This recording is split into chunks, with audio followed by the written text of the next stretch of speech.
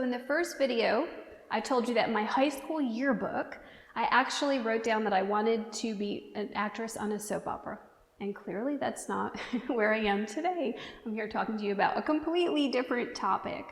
But I did want to get back to you on what happened with that dream. See, that was an actual true dream of mine. And as you know, I was an actress and model for several years. And there's this time of year called pilot season that starts around January. And for several years, I went out for a TV pilot. It's every actress's dream to get your first TV pilot. It's so exciting and so special. But I went out year after year. You know, we talk about a lot of the successes, like, oh, I did this TV show, or I did this modeling gig, or was the face of whatever. But we don't really talk about the rejection in the business. And I can't tell you how many auditions I went on where everyone looked just like me. Like, I would look to my right and I'd see a whole bunch of girls. They all looked just like me because they were casting for my height, my color eyes, my color hair. And I looked to the left and it was the same thing. And that gets discouraging. That gets, like you're being rejected. Well, finally, I went out this one year for a TV pilot and I got this call that said I got a call back, and now I was going out in front of all the producers and all the decision makers. And I went to the call back. And that night I got home and I got the phone call of a lifetime.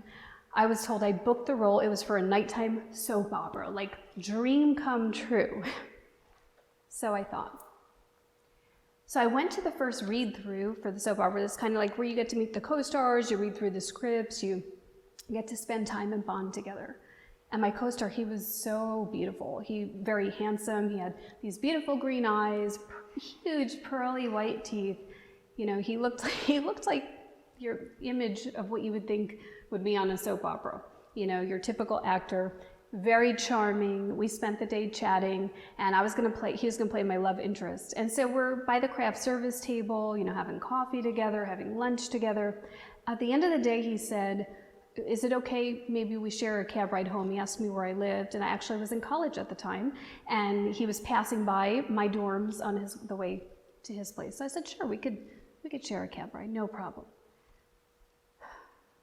However, we got on a highway in New York City. It's called the FDR. And when we got on there, he gave the taxi cab driver a $50 bill and asked him to keep driving.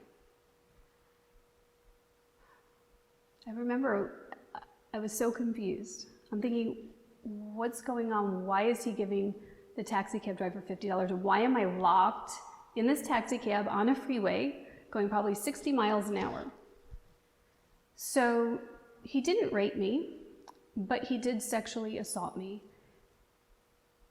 And I don't remember too much about it, except I remember looking out the window. I remember seeing the things around me, the cars going by. I remember thinking, can I jump out? But knowing that, first of all, the doors were locked. And second of all, if I did, I was going to die and someone was going to run me over. I remember thinking, does anybody see me? Can anybody hear me? What is this? What is going on? Is this really happening? My co-star, my dream come true. Is this for real? I didn't know if I was going to die. I'm like, are they really bringing me back home? What's next? What's after this? And praise God, I did end up back at the dorms. But I remember getting out of the taxi cab just so in shock, in such disbelief. And the next day I worked up the courage. I called the producers up and I said, look, you're not going to believe this, but this is what happened. And I can't work with him. So either he needs to get off the show or I do. But, I was hoping they would say he would. And they said to me, are you serious? He would never do something like that. He would never do that. I thought, yes, I'm making this up. Really? You think I'm making this up? I'd make something like this up.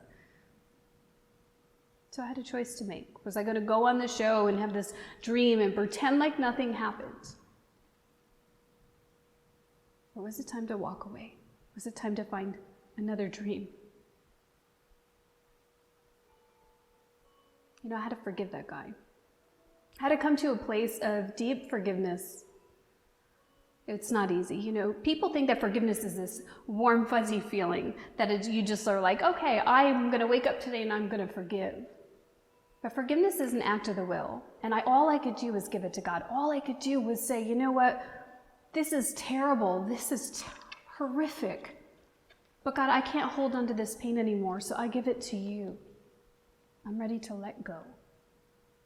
It's actually just putting Jesus in that place, giving the debt to God, letting God be the judge of that debt, and letting go of the pain. But this got me to thinking, what in the world was underneath this? How could this amazing, dreamy co-star of mine get to the place where he thought he could do, or not thought, actually did something like this to me? And how many other women has he done it to, both before that and after? And I have no doubt in my mind that what was underneath this was sexual addiction. What was underneath this was an addiction to pornography, an addiction to lust. Something where someone is no longer a person, but now an object of use. Now, I'm not saying everyone who's watching this, if you've ever looked at pornography, that you're going to become a sex addict or that you're going to start doing things like this. But I can tell you in ministry now, the people I work with that have gone down this path never thought it would happen to them. So the truth is that the whole purpose of all this is to know who we are, to know that we are loved, to know that God is calling us higher. And here's the solution. We need to participate in that. We need to make the choice to decide. The root of the word decide means to cut off in Latin, to literally cut off, to sever the things that are keeping us from truth, the things that are keeping us from freedom, the distortions in the world. We need to decide and say, I want more. I don't want this. I want to love. I'm created for love.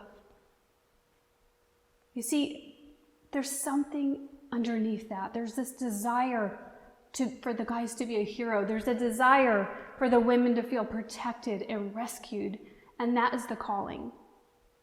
Why is there always a movie with a knight in shining armor?